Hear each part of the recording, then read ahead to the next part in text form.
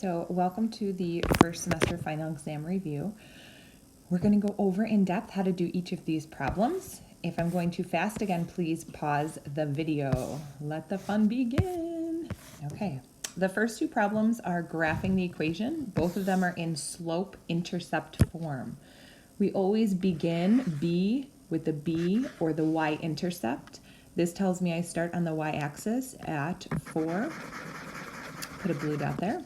The second number is our M, our movement. It tells me how I'm going to move. And so this is a negative 2/3, which means I'm going to go down 2 and to the right 3. Put a point, down 2 and to the right 3. You can also go up 2 and to the left 3. Connect these points, and this is your equation. Next one, same thing. We're going to begin B at negative 3 on the y-axis. And our movement is a little hidden here. Our slope is 1. Because it's a whole number, it's always over 1. So we're going to go up 1 over 1. You can also go down 1 and to the left 1. Connect your points. And we have our line. For 2, these are all equations. And so we are going to solve these. Okay, so the first thing we always have to do is get rid of the parentheses. This becomes 3r plus 15. Parentheses means multiplication. Keep in mind we're going to drop down this 8 and this 5. We don't want to forget about those. Next thing we're going to do is on the left side, I have some like terms. So I'm choosing to combine those like terms first.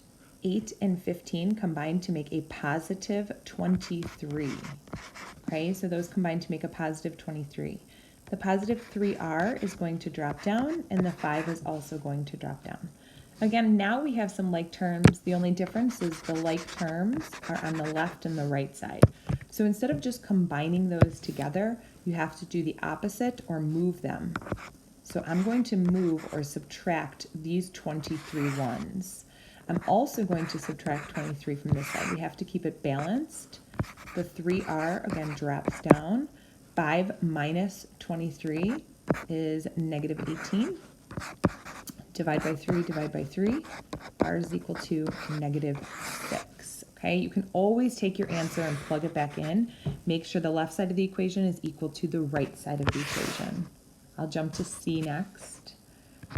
Again, we're going to distribute, so this becomes negative 7 minus 7x, and the 4 comes down. On the right side, we have negative 20 plus 6x. Okay, I'm looking for like terms that are on the same side of the equal sign, and I see these right here. So before I begin the problem, we're going to combine these.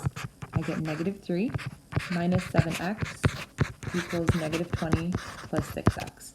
So from here, we still have like terms. The only difference is the like terms are on opposite sides of the equation. So I can't just combine them. There's that wall that's separating them. So instead, we have to move them. I'm going to choose to add 7x and add 7x to both sides. Again, you do the opposite. So negative 7x and a positive 7x are 0. Drop this down. Negative 20, combine these together, you get a positive 13x. Okay, again, I have more like terms. Here are my like terms. They're on opposite sides. I don't want to move the negative 3 because then there'll be nothing over there. So I'm going to add 20 to both sides. Okay, when I do that, I am coming out with 17 is equal to 13x. Last step is to divide by 13. So for this problem, I'm getting x is 17 over 13. Okay, you can also simplify that to 1 and 4/13, or approximately 1.3-ish, 1.4-ish.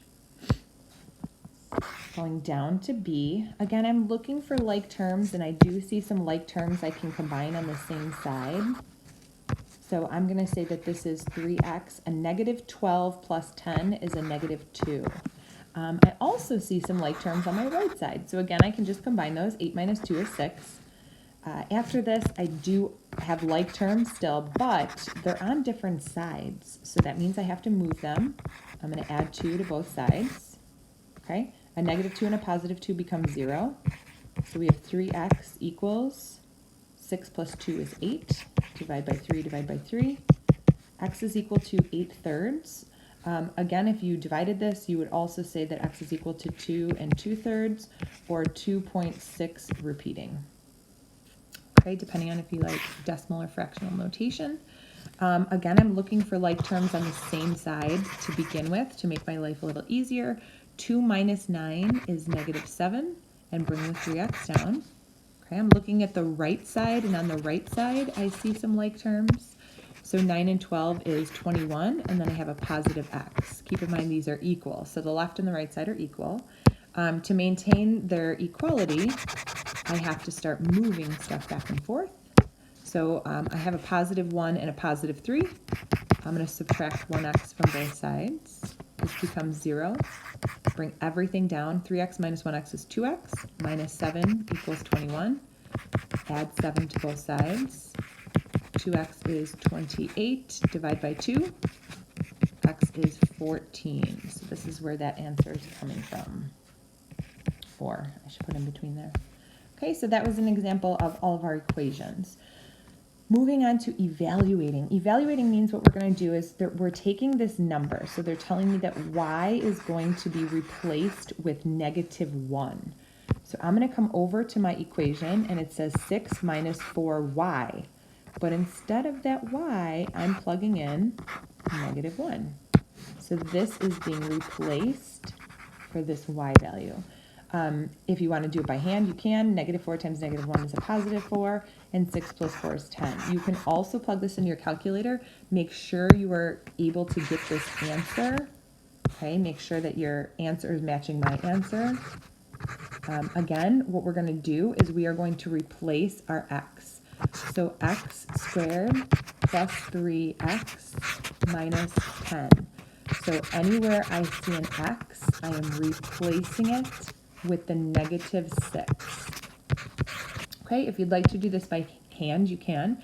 -6 squared is -6 times -6. Okay, 3 times -6 is a -18, and then this -10 comes down. Okay, 36 minus 18 is 18. 18 minus 10 is 8. If you'd like to just, again, plug it into your calculator and make sure you get that 8 value.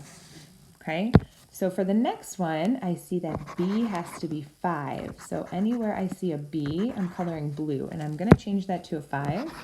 My a value is a 2, and so anywhere I see an a, I'm going to replace that. So I'm just going to rewrite the problem, and if you notice, I call this a skeleton. I'm leaving it blank, and I'm also going to put my colors in because I'm a big colors person. So you guys can see that anything that's blue, I'm coloring blue, and anything that's pink, I'm coloring pink. So I just rewrote the problem. I just didn't put the A's or the B's in. What I'm going to do now is I'm going to go back and I'm going to replace these. So the pink A's become 2, and the blue B's become 5. Okay, so this becomes my problem. So let's go ahead and simplify this. Let me put this down a little bit and shrink it. Okay, so we'll simplify this. So this says 2 to the third, and 2 to the third is 8 times 5 plus 2, which is 7, divided by 5. Okay, 8 times 7 is 56, divided by 5. And when you do this, you get 11 1/5, or 11.2 as your answer. Over here, we're again doing the same thing. Our x value is turning into 2, and our y value is changing to 1/2. So 3 parentheses 2 squared minus 4 times 1/2. Okay, so I'm substituting in the 1/2 where the y went, and I'm substituting in the 2 where the x went. Again, please excuse my dear Aunt Sally. So we always start with parentheses first, and then exponents. So if you see I have 2 squared, I'm doing that first. So 3 times 2 squared, 3 times 4, minus 4 times 1/2.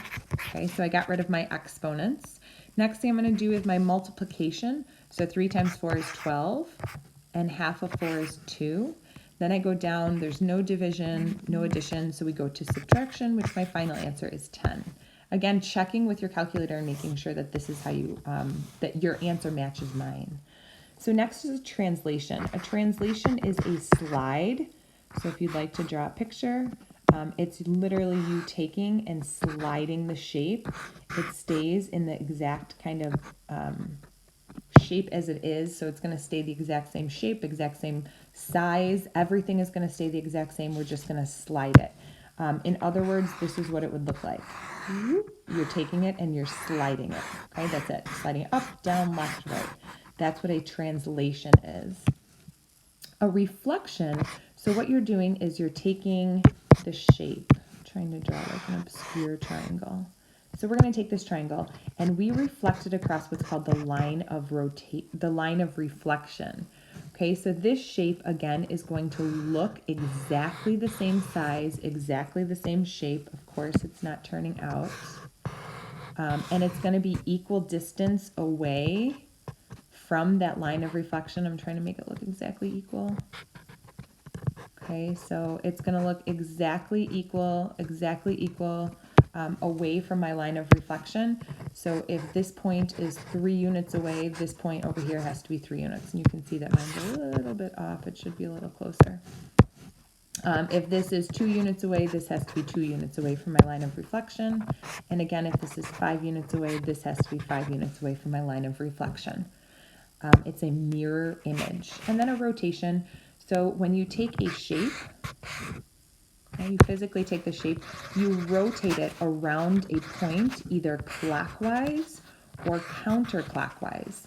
So if I were to rotate this 90-degree clockwise around that point, you would end up, again, it should look exactly the same shape and exactly the same size. The only thing that should be changing is that you are rotating it. Okay, so you're turning it. It should stay exactly the same shape and exactly the same size.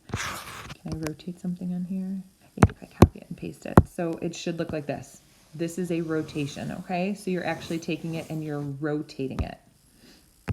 We're going to show you these in A, B, and C. So for A, they asked me to take this figure and rotate it 180-degree clockwise. So clockwise is the way a clock is going, and we're rotating it 180 degrees. So I'm going to take it point by point, and we're going to go ahead and rotate that. This is the point -6, +1. Okay, when we rotate the point -6, +1, 180 degrees, it ends up just becoming opposite. Okay, so this becomes +6, -1, which is this point right here. My next point appears to be at, let's see, 2, 4, 1, 2, 3, 4, 5, 6, 7, 8. 8, 2, -8, 2. And so this is going to become +8, -2. +8, -2. So you can see how when you're rotating it, what's happening here.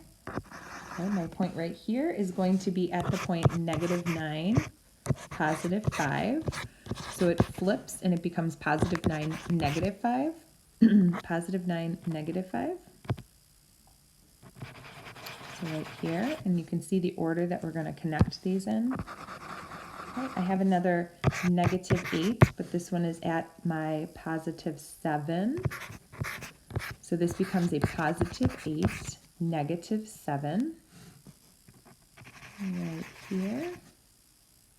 And then, which color haven't I used? Oh. So this is my point -4, +6, and this is going to rotate 180 degrees, and it's going to become +4, -6. So +4, -6. When we connect these in the order in which we graphed them, so the purple to the blue to the orange to the green, and the green to the black, you should see this 180-degree rotation. Another thing we talked about is if you connect the matching colors, you can see that it's making that 180-degree or that straight angle. It's going straight through our origin, our point of rotation. So it's quite colorful. Love this. Look at that. So it's all going through our point of rotation, and you can see that each of these angles represent a full 180 degrees. So I started at this point, we'll call it A. I ended up over here, we call that A prime. Next, we're going to talk about a reflection across the y-axis. So I like to color the line of reflection that we're using. Keep in mind I told you it has to be equal spaced. So A was 1 space away. So we're going to make it one space to the left, and we call that A prime. B is 1, 2, 3 spaces to the right, so we're going to go 1, 2, 3 spaces to the left, and we call this B prime. And C is 1, 2, 3, 4, 5, 5. And so we're going to go 5 spaces to the left. 1, 2, 3, 4, 5. Again, we're going to call this C prime. Okay, look at it's the exact same shape, the exact same size. Okay, it's exact same shape, exact same size, it's equal distances away. If I fold it on that line of reflection, it's going to match up. And then the last one is a reflection across the x-axis. So again, I'm highlighting this x-axis, and we're going to do the same thing, we're just counting. So B is 2 spaces above, this is 2 spaces below. A is 2 spaces above, 2 spaces below, label it A prime. And C is 5 spaces above, so it's going to be 5 spaces below. Labeling your points, making sure they have primes on them. And then again, when you connect them, it should look exactly the same shape and exactly the same size. Okay, based on the markings of each shape, describe it with the most specific name. So when you guys see the tick marks on all of the sides, we like to call that equilateral. So we know that this is an equilateral quadrilateral. Okay, another name for this that we know of for sure, if all 4 sides are congruent, that's Miss Farragoy calling. If all 4 sides are congruent, we call this a rhombus. Okay, so equilateral, quadrilateral, or a rhombus. For the next shape, we only have 1 pair of parallel sides, so we call that a trapezoid. And for the last one, it is a triangle with 2 congruent sides, which means that we call it an isosceles triangle. Isosceles triangle. Draw the following. So we're going to draw a rectangle, and as you know, in geometry, we can't just draw this shape. We have to put some tick marks in. So because this is a rectangle, the top and the bottom have to be congruent. The left and the right have to be congruent. More specifically, you have to have all right angles. Okay, you have to have all right angles in order for it to be a rectangle. Because a rectangle is a parallelogram, you know that the top and the bottom are parallel. So if you want to put your parallel marks in there, I wouldn't hate that. The next is an equilateral triangle.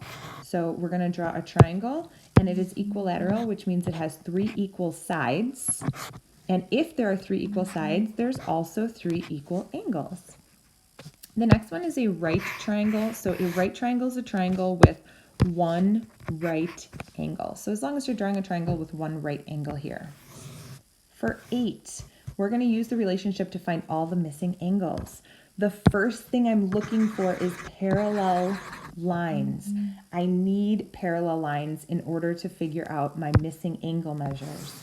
The first type of angle that we talked about are corresponding angles. So we actually talked about tracing this angle right here, and we talked about cutting this out and sliding it up. Okay, so we can see that this angle ends up being the same, and that's because of the parallel lines. So angle C is 92 degrees. Come over here and fill that in. Now the next angle that we talked about are vertical angles. So A is congruent to C, which means A is also 92 degrees. And then the last kind of angle that we talked about are these 2 angles. And those 2 angles, I call them windshield wiper angles because you guys are in driver's ed, and it moves a full 180 degrees. So you can look at those, you can look at C and B together, but those 2 angles make 180. So I would do 180 minus 92 to give you the measurement of angle B. Okay, and that comes out to be 88 degrees. For B, I'm looking at this. I already see my windshield wiper for C right here. Okay, so that means that it's going to be 180 degrees.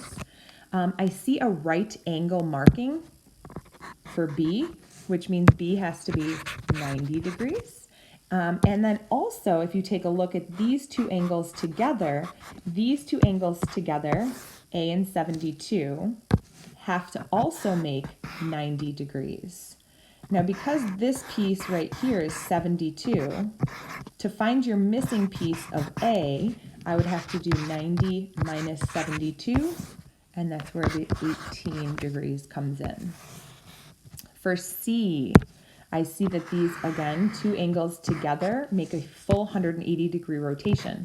In other words, x plus 5, this angle right here, added together with 4x has to equal 180 degrees. Combine your like terms like we were doing earlier, and you get 5x.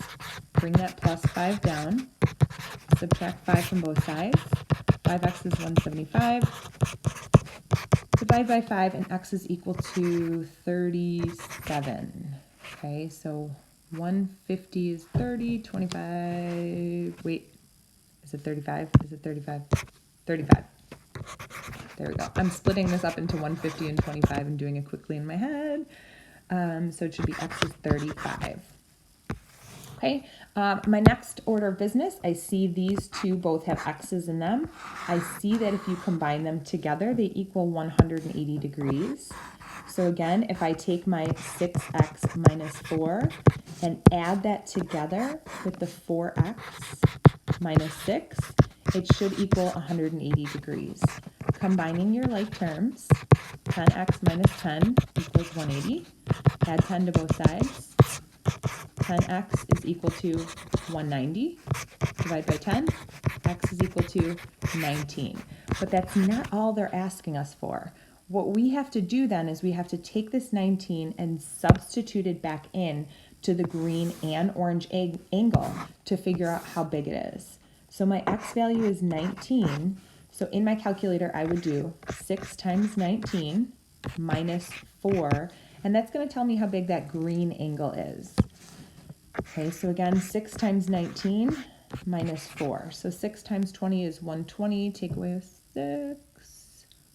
114, so 110. So this green angle is 110 degrees. And you can check with the orange angle. You can plug in for the orange angle as well. 4 times 19 minus 6. So let's see. 4 times 19. 4 times 20 is 80, but 1 less. So 74. 76 minus 6 is 70. Okay, I'm just checking my math to make sure. I don't have my calculator handy. But again, after we did this, we can use our corresponding angles. So I can actually cut out this green angle, and I can slide it up, and you can see because there are parallel lines, this green angle is the same measure as y.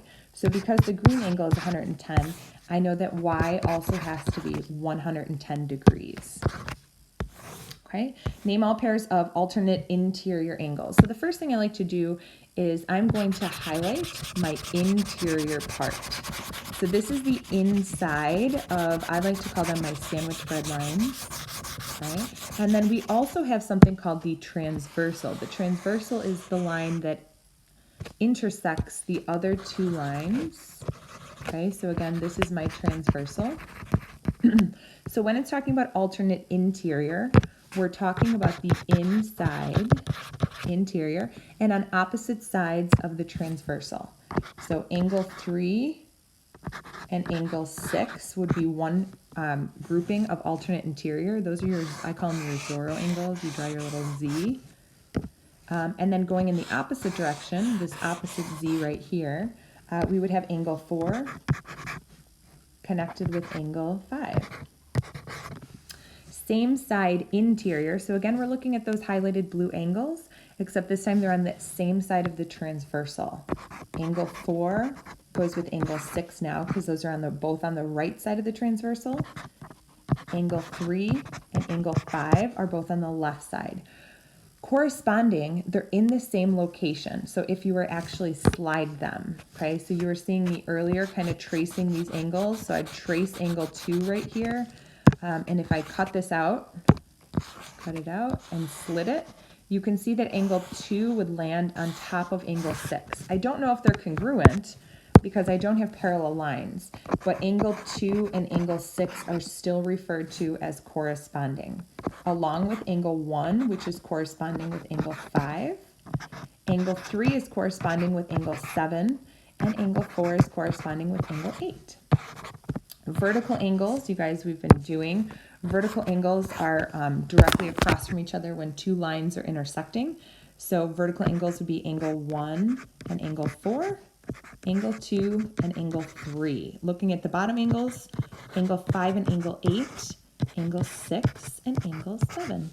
Okay, supplementary angles are two angles that add up to 180. Those are your windshield wiper angles. And if you're looking here, you have angle 1, which is supplementary with angle 2. Angle 1 is also supplementary with angle 3. Okay, angle 4 and angle 2, angle 4 and angle 3. Angle 5 and angle 6, angle 5 and angle 7, angle 8 and angle 6, angle 8 and angle 7. Okay, we're going to, let's see how much longer. So I'm going to cut it here so that we have two different parts to this final exam review.